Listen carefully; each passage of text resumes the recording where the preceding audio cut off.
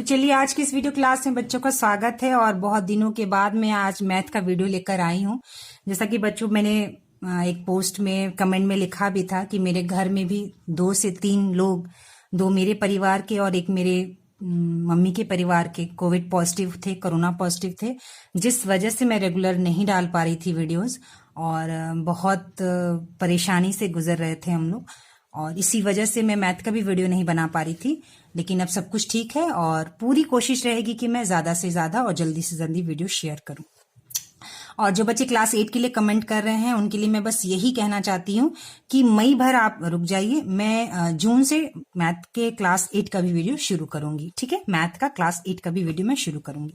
तो चलिए हम लोग आज 7.2 प्रश्नावली बनाने वाले हैं। 7.1 तक का प्रश्नावली हम लोग बना चुके हैं। ठीक है, तो 7.2 प्रश्नावली बनाने से पहले थोड़ा सा मैं यहाँ पे जरूर बताना चाहूंगी कि त्रिभुज का जब 2 त्रिभुज सर्वांगसम होते हैं, मतलब एक दूसरे के बराबर होते हैं जब 2 त्रिभुज, तो कौन सा ऐसी स्थिति होती है, कौन सी ऐसी सिचुएशन या प्रतिबंध होता है जिसमें 2 त्रिभुज एक दूसरे के सर्वांगसम होते हैं। ठीक है, तो देखिए यहाँ पर पहला दिया भुजा भुजा भुजा, जिसे हम एस एस एस कहते हैं। ठीक है, तो यहाँ 2 त्रिभुज दिए गए हैं और एक त्रिभुज का जो भुजा होता है दूसरे त्रिभुज के बराबर, यानी इसकी तीनों भुजाएं दूसरे तीनों भुजाओं के अगर बराबर होंगी तो यह दोनों त्रिभुज सर्वांगसम होंगे, जिसे हम एस एस एस कहते हैं। ठीक है, उसी तरह से दूसरा प्रतिबंध यहाँ पर देखिए बच्चों, दूसरा प्रतिबंध है ये भुजा कोण भुजा, एस ए एस। ठीक है, यहाँ पे 2 त्रिभुज दिए गए। एस ए एस का अर्थ होता है कि यदि एक त्रिभुज की 2 भुजाएं तथा उनके अंतर्गत बने कोण दूसरे त्रिभुज की 2 भुजाएं तथा उनके अंतर्गत बने कोण बराबर हो, जैसे कि यह भुजा यानी ए बी भुजा और बी सी भुजा, इन दोनों भुजा के बीच का कोण इन दोनों भुजा दूसरे जो त्रिभुज है डी ई एफ के कोण के बराबर हो और यह भुजा इस भुजा के बराबर और बी सी भुजा ई एफ भुजा के बराबर हो, यानी 2 भुजा दूसरे त्रिभुज के 2 भुजा के बराबर हो और एक कोण दूसरे कोण के त्रिभुज के बराबर हो, तब वह दोनों त्रिभुज सर्वांगसम होते हैं। ठीक इसी तरह से ए एस ए यानी कोण भुजा कोण, यहाँ पर देखिए 2 त्रिभुज दिए गए हैं। ठीक है, एक त्रिभुज पर बने 2 कोण है, यानी कि देखिए ए बी जो भुजा है, ए बी भुजा पर 2 कोण बने हैं 65 डिग्री 60 डिग्री। यह भुजा दूसरे त्रिभुज के दोनों कोण के बराबर होता है, यानी और कौन सा भुजा बच्चों? संगत भुजा। संगत भुजा किसे कहते हैं? एक भुजा पर जब 2 कोण बनते हैं तो उसे संगत भुजा कहते हैं। 65 डिग्री 60 डिग्री कोण जो है इस ए बी भुजा पर बना है। ठीक है, और एसी भुजा की अगर आप बात करें तो सिर्फ 65 डिग्री का कोण बना है एसी भुजा पर, लेकिन 60 डिग्री का कोण नहीं बना है, तो इसे संगत भुजा कहेंगे। जो कोण भुजा के साथ है, कह लीजिए जो कोण भुजा के साथ है वह कोण संगत भुजा है। तो यहाँ पर एक भुजा और 2 कोण दूसरे त्रिभुज के एक भुजा और 2 कोण के बराबर होंगी, तब इसे हम सर्वांगसम त्रिभुज कहेंगे। ठीक उसी तरह से समकोण कर्ण भुजा, समकोण कर्ण भुजा यानी कि 2 समकोण त्रिभुजों में से एक त्रिभुज का कर्ण एवं एक भुजा दूसरे त्रिभुज के कर्ण एवं कोई अन्य भुजा के बराबर हो तो उसे सर्वांगसम कहेंगे। ठीक है, इसका क्या अर्थ हुआ? यानी ए सी बराबर डी एफ। ठीक है, ए सी बराबर डी एफ, यह जो है ए सी भुजा डी एफ भुजा के बराबर होगा और यह जो आधार बी सी भुजा है डी ई भुजा के बराबर होगा और यह जो कोण है 90 डिग्री होगा, तो यह सर्वांगसम होगा। ठीक है, तो यह प्रतिबंध है जिसे थोड़ा सा बताना जरूरी था कि ये क्या है। अब हम लोग 7.2 प्रश्नावली बनाएंगे कि इसको हम किस तरह से सिद्ध करेंगे, बताएंगे। तो सबसे पहले देखिए यहां पर पहला प्रश्न है, देखिए P Q R X Y Z और यहां पर दिया है। ठीक है, तो हम लोग देखिए यहां पर देखते हैं P Q R X Y Z। ठीक है, यहां पे कह रहा है P Q बराबर X Y, यानी P Q भुजा एक्स वाई भुजा के बराबर है और इसको हम बराबर है तो इस तरह से हमने एक चिन्ह लगा दिया। ठीक है, एक चिन्ह यहाँ पे इस तरह से लगाया और दूसरे त्रिभुज की भुजा पर भी ऐसा चिन्ह लगाएगा। इसका अर्थ होता है कि यह भुजा इस भुजा के बराबर है। दूसरा कह रहा है Q R is equal to Y Z, यानी क्यू आर भुजा, इसको हम 2 चिन्ह लगा देते हैं, वाई जेड भुजा के बराबर है, इस पे हम 2 चिन्ह लगा देते हैं। ठीक है, यानी कि QR भुजा YZ भुजा के बराबर है। तीसरा, PR is equal to XZ, PR भुजा XZ भुजा के बराबर है। यहाँ 3 चिन्ह लगा देते हैं, लाइन 1 2 3, यानी यह PR भुजा XZ भुजा के बराबर है, यानी यह तीनों भुजा के बराबर है। इसमें कोई भी कोण नहीं दिया है, इसलिए भुजा भुजा भुजा प्रतिबंध है। तो प्रश्न में क्या पूछा है बच्चों, निम्न में आप कौन सा सर्वांगसम प्रतिबंधों का प्रयोग करेंगे। तो यहाँ पर हम लोग क्या लिखेंगे बच्चों, उत्तर में यहाँ पर आप उत्तर लिखेंगे SSS, यानी कि भुजा भुजा भुजा प्रतिबंध। कौन सा बंध बच्चों, भुजा भुजा भुजा प्रतिबंध। ठीक है, चलिए अब दूसरा है, देखिए यहाँ पर इस तरह से आपका त्रिभुज बनाया गया है। यह AB भुजा किसके बराबर है, देखिए एक लाइन है ML भुजा के। यह AC भुजा, दूसरा कहाँ भुजा NL के बराबर, और एक कोण यह और एक कोण यह दोनों बराबर है, यहाँ पर दिया है। ABC is equal to triangle यानी त्रिभुज LMN। चलिए हम लोग इसको देखते हैं इसमें कौन सा प्रतिबंध है। ठीक है, कौन सा प्रतिबंध लगा है, इसमें हम लोग देखेंगे कौन सा प्रतिबंध लगा है। तो देखिए AB is equal to LM, यानी AB भुजा LM भुजा के बराबर है। AC भुजा जो है NL भुजा के बराबर है, AC भुजा NL भुजा के बराबर है। और एंगल BAC जब एंगल लिखते हैं बच्चों, यानी कोण लिखते हैं, तो जो कोण जहां पर कोण बना रहता है वह अक्षर बीच में आता है, यानी कि BAC, यह कोण किसके बराबर है, MLN।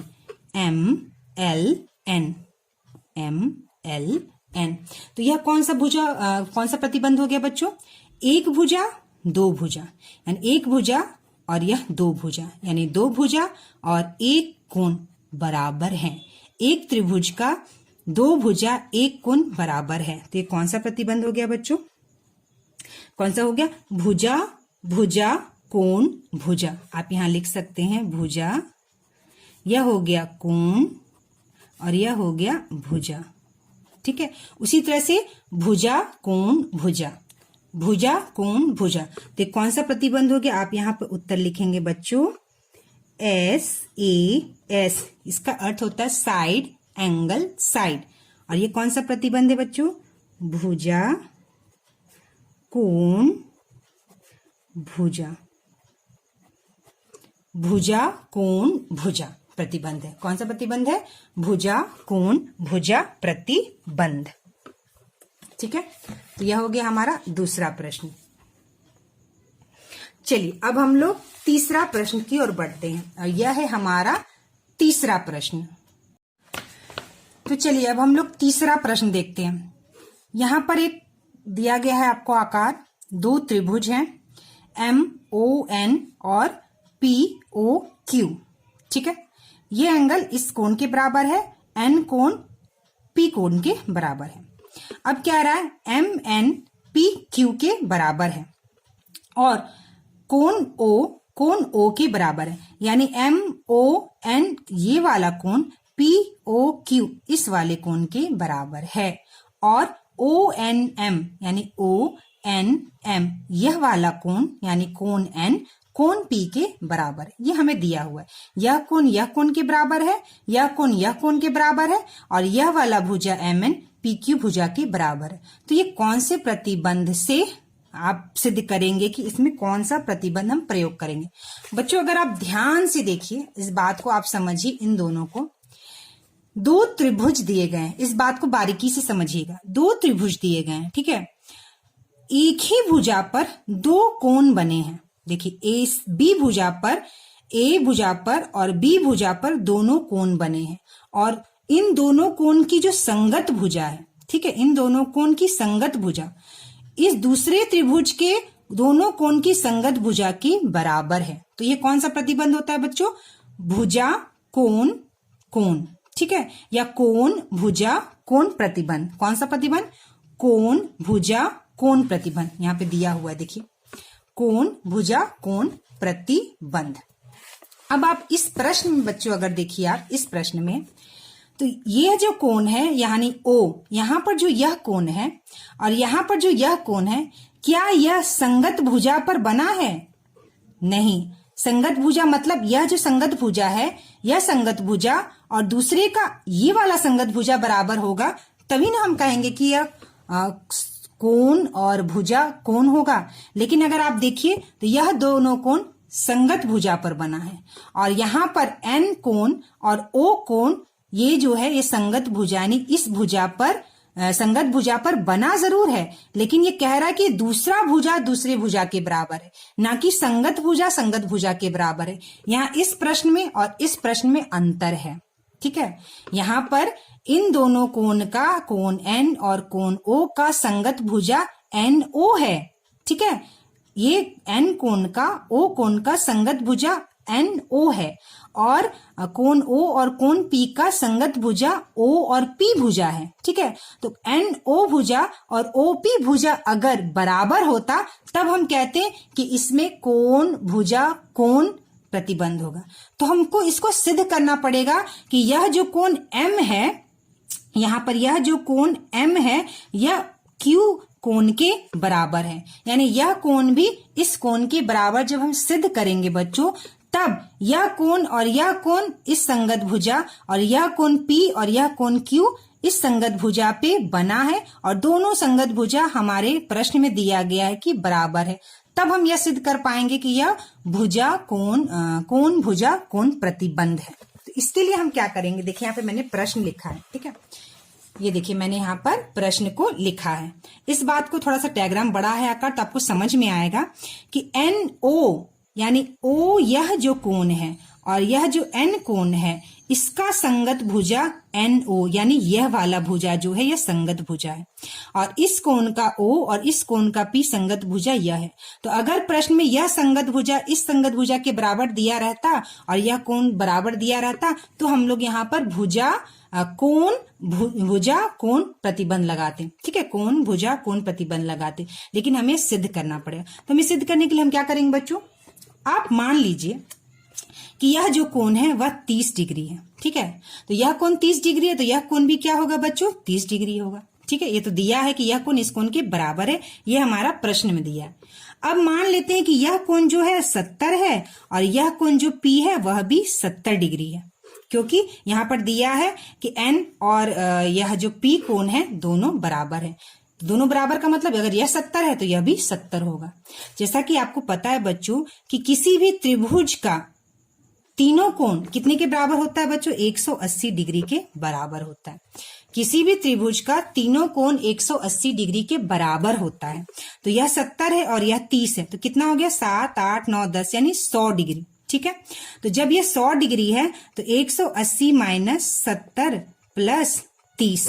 ठीक है, 70 प्लस 30 कितना हो गया, 70 प्लस 30 हो गया बच्चों 100 और 180 में से 100 माइनस किए तो कितना हो गया हमारा 80 डिग्री, यानी यह कोण क्या निकल गया बच्चों हमारा 80 डिग्री।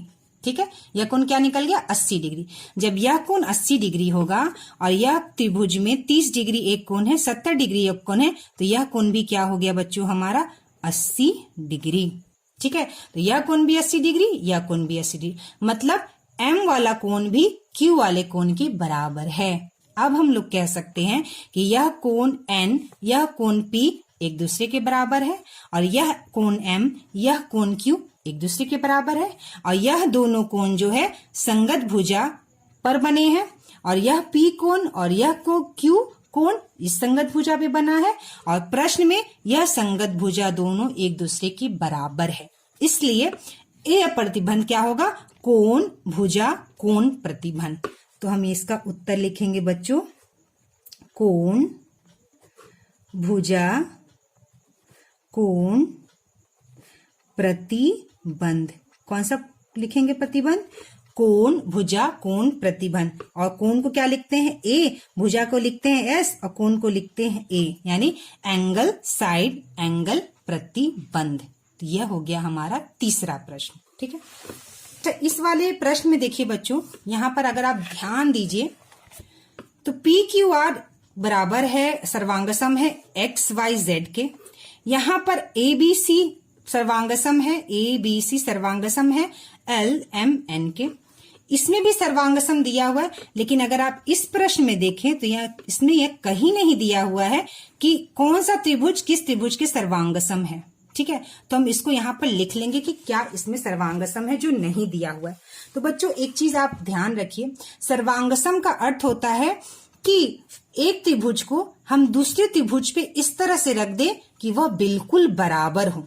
ठीक है, एक त्रिभुज को हम दूसरे त्रिभुज पे रखते हैं और कि वह पूरी तरह से बराबर हो। तो अगर हम इस त्रिभुज को हटा देते हैं और यह POQ त्रिभुज को अगर हम इस पर रखें तो क्या होगा, यह जो कोण P है N कोण के बराबर है, यानी P वाला कोण N पर आएगा। ठीक है, P वाला कोण किस पर आएगा बच्चों, N पर, और Q वाला 80 कोण कहां पर आएगा, यहां M पर आएगा। ठीक है, और O जैसे है वैसे, तो Q वाला कोण यहां पर जाएगा क्योंकि यह कोण बराबर है, तो इस कोण को हम इस कोण पे रखेंगे, और यह वाला कोण इस कोण के बराबर है तो इस कोण को हम इस कोण पे रखेंगे।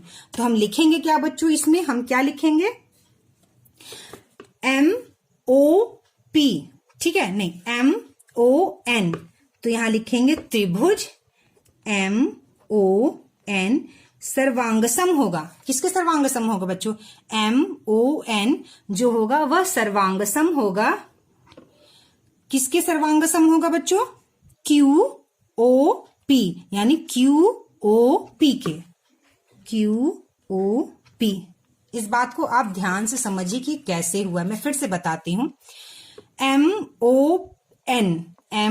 MON जो त्रिभुज है, MON त्रिभुज है, वो सर्वांग सम होगा। क्यों, P वाला कोण N पर आएगा और Q वाला कोण M पर जाएगा। ठीक है, तो MON सर्वांग सम होगा QOP के। ये वाले त्रिभुज को उठाकर हम इसको ऐसे करके इस पर रखेंगे। ठीक है, यह वाला कोण इस पे और यह वाला कोण इस पे, तो जब यह वाला कोण इस पे रखेंगे तो यह Q इस M के ऊपर आ जाएगा और यह N के ऊपर ये वाला P N के ऊपर आ जाएगा, तो MOP सर्वांग सम होगा QOP के।